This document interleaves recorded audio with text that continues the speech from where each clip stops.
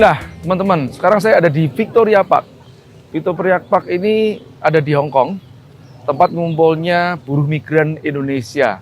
Kalau setiap hari Sabtu, terutama Minggu ya, ini tumpek blek semuanya penuh, semua orang pada gelar-gelaran makan bersama, yang ngobrol-ngobrol.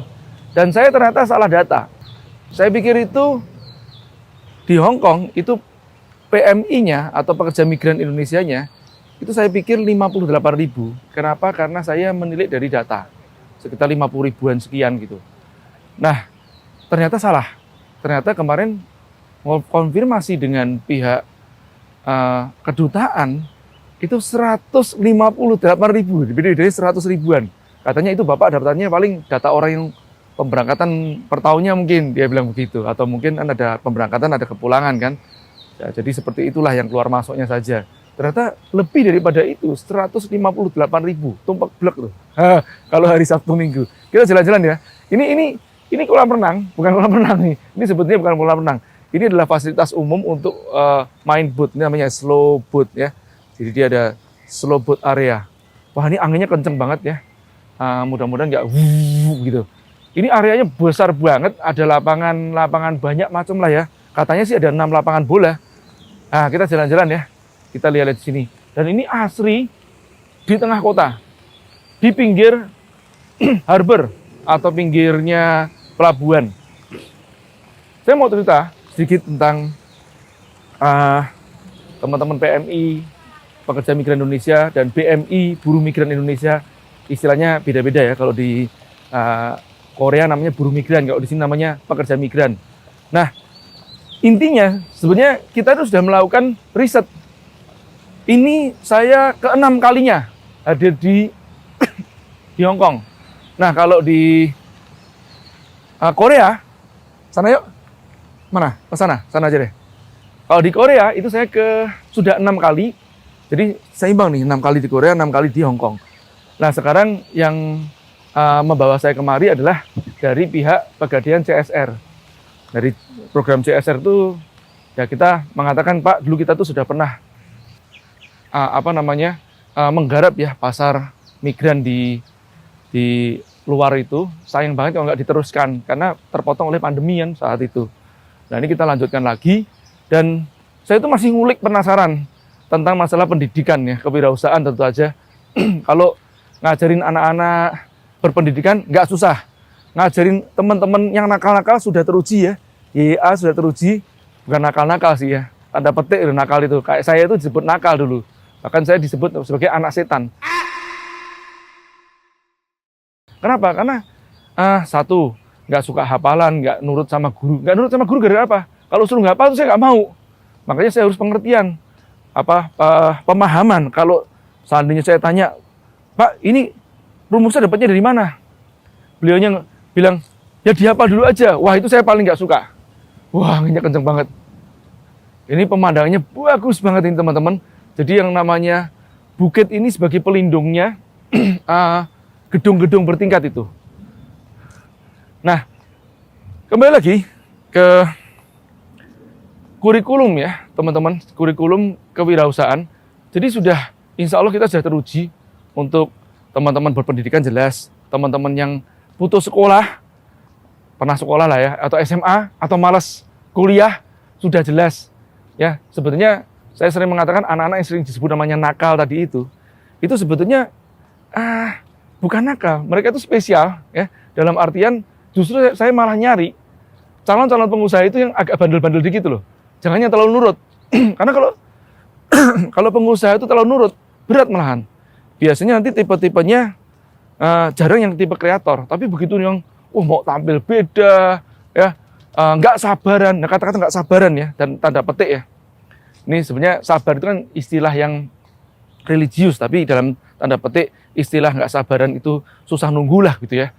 Nah, ini sebetulnya ini adalah orang-orang yang action oriented ya. Nah, jadi berbeda ya sudut pandangnya.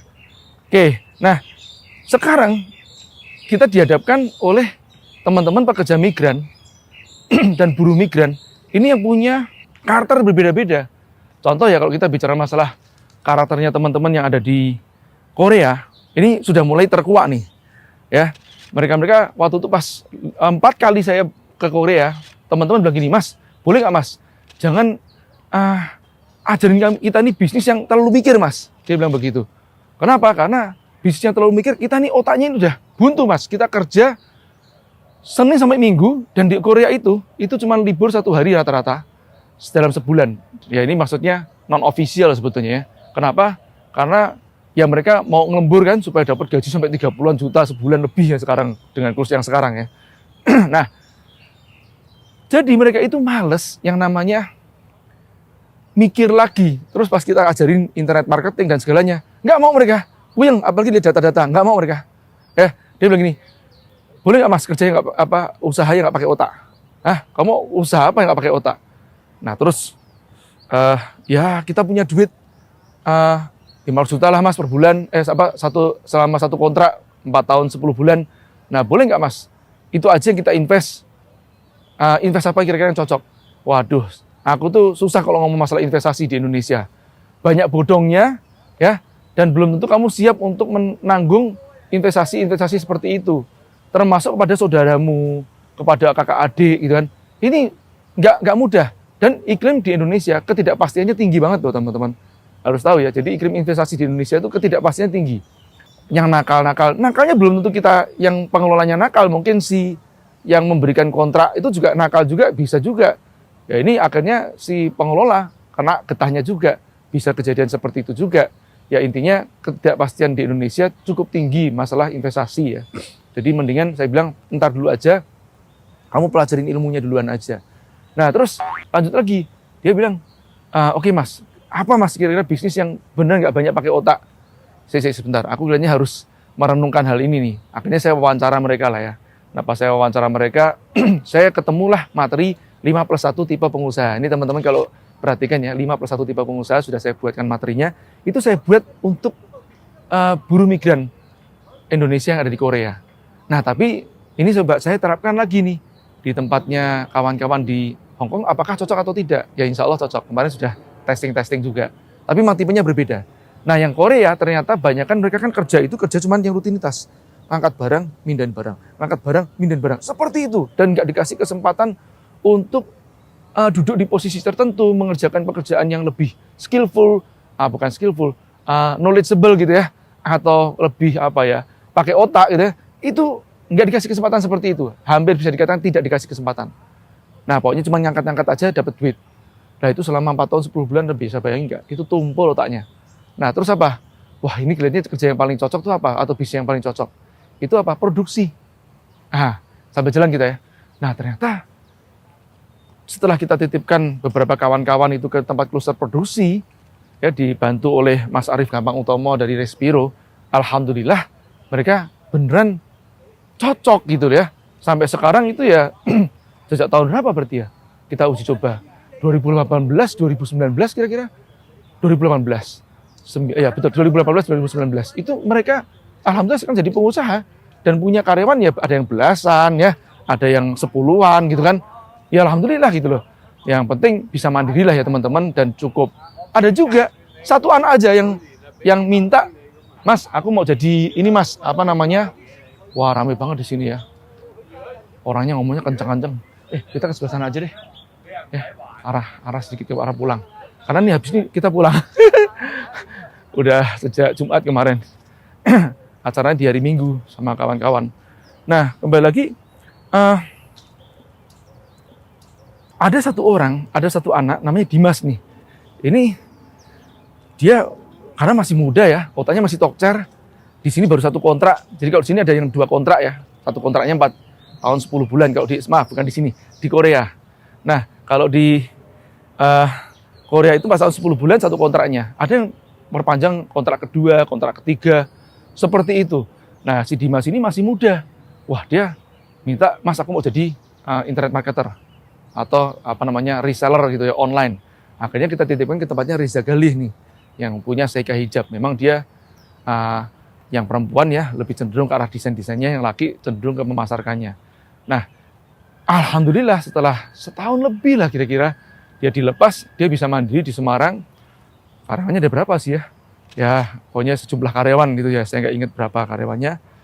Jadi si Dimas ini alhamdulillah sudah mandiri juga, bahkan usianya baru sekarang mungkin 25 tahunan kurang lah ya, dan sudah nggak perlu balik ke tempat Korea lagi. Nah, inilah yang tujuan kita itu ingin memulangkan kawan-kawan pekerja migran, buruh migran ini supaya di Indonesia bisa menjadi pengusaha-pengusaha, setidaknya mandiri. Itu aja, ya. Nah, sekarang yang di Hong Kong, saya mau riset nih, apalagi pas pandemi kan kita sudah mulai ada Zoom tuh. Nah, dengan adanya Zoom itu kita kembangkan namanya YA virtual tuh. Nah, dari YA virtual itu kita ingin mengembangkan YA virtual untuk pekerja migran. Saya mau buatin materi khusus nih. Bahkan saya mau buatin YA untuk pekerja migran yang nanti mungkin 6 bulan sebelum selesai itu ada masa purna baktinya lah gitu loh. Purna bakti ya, persiapan pra purna bakti. Seperti itu. Karena dari kemarin dimintain terus, Pak bisa nggak ngasih kurikulum buat pra purna bakti? Ya tapi saya nggak mau yang singkat, cuma 3 hari, nggak mau. Saya maunya yang 6 bulan, soalnya apa? Geser mindsetnya itu nggak gampang ya. Harapan saya ya teman-teman ini doain ya, mudah-mudahan ini lancar semuanya. Insya Allah kita akan segera launchingkan lah buat mereka, dan nanti kerjasama dengan teman-teman dari CSR. Sebenarnya himbauan saya sih tidak hanya dari Pegadaian, dari yang lain-lain, CSR yang lain juga memikirkan ini loh, buruh migran yang disebut sebagai pahlawan devisa ya, memasukkan devisa ke Indonesia, seringkali nggak benar-benar diperhatikan gitu loh, dan ya nggak digarap serius.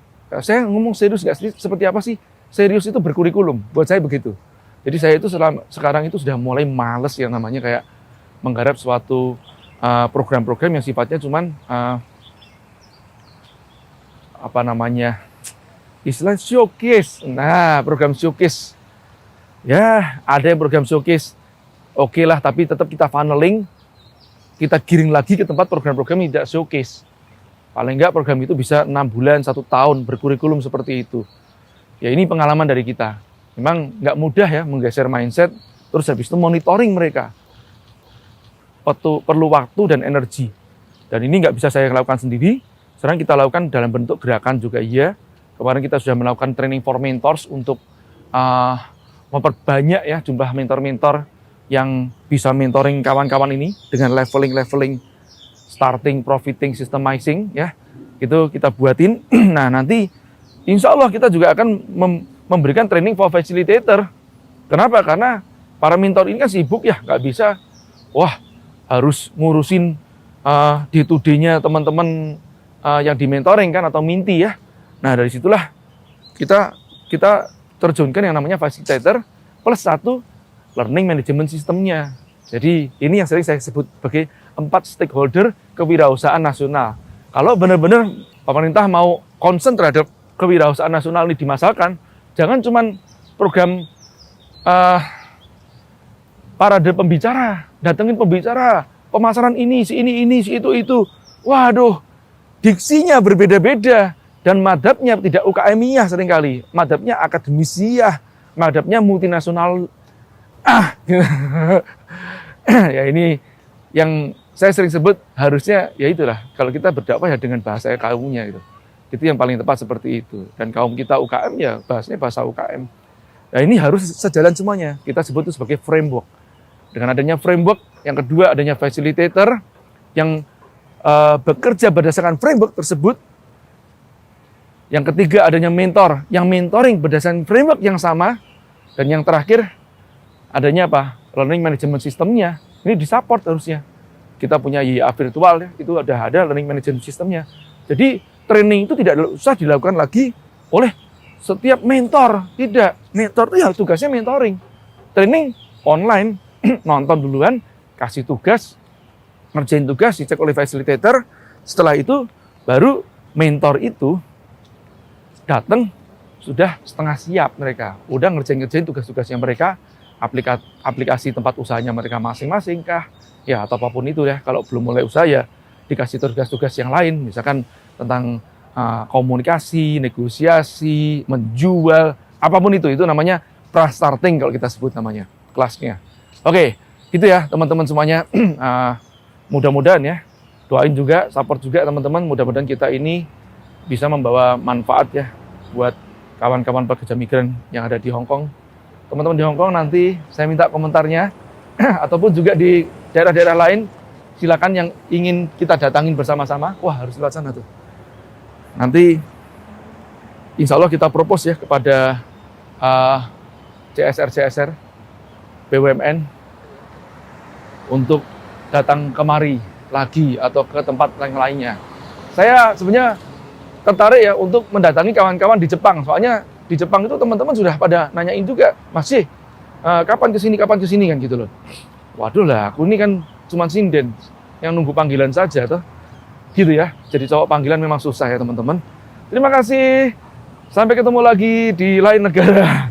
Assalamualaikum.